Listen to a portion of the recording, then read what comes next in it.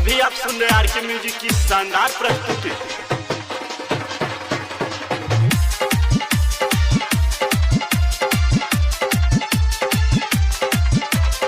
अजय दीवाना दीवाना दीवाना मलमल मलमल मलमल मिक्स बाय आरके म्यूजिक।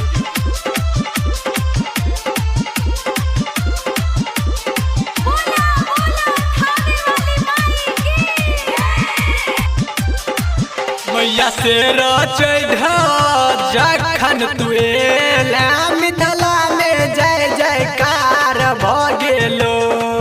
मैया से रचैधा जखन तुएला मिथिला में जय जयकार भ गेलो। मिथिला में जय जयकार भ गेलो।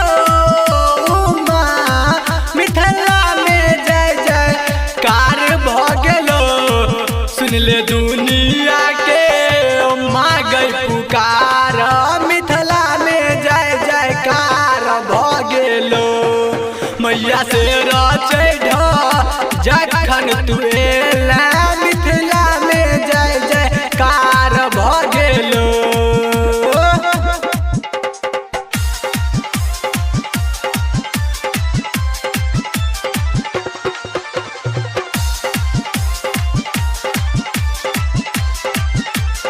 Mix by RK music. दीवाना दीवाना दीवाना मलमल मलमल मलमल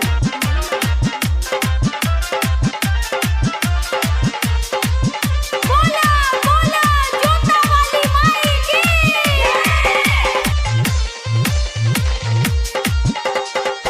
भोरे सदर पर कान छौ बजनिया। फूल के डाला लके बैठल छौ मलिनिया। बैठल छौ मलिनिया। भोरे सदर पर कान छौ बजनिया।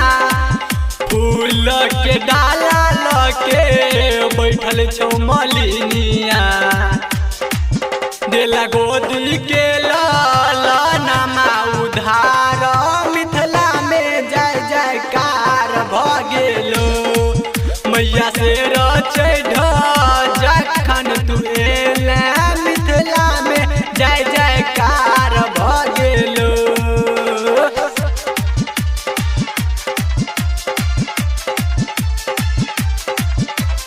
अजय दीवाना दीवाना दीवाना मलमल मलमल मलमल mix by RK music.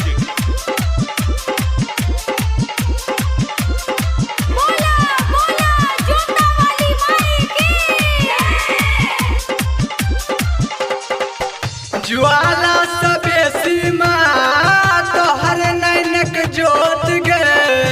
Harishchandra जिंदगी के करे माई जोत गे। करे माई जोत गे। ज्वाला सबे सीमा तोहर नैनक जोत गे।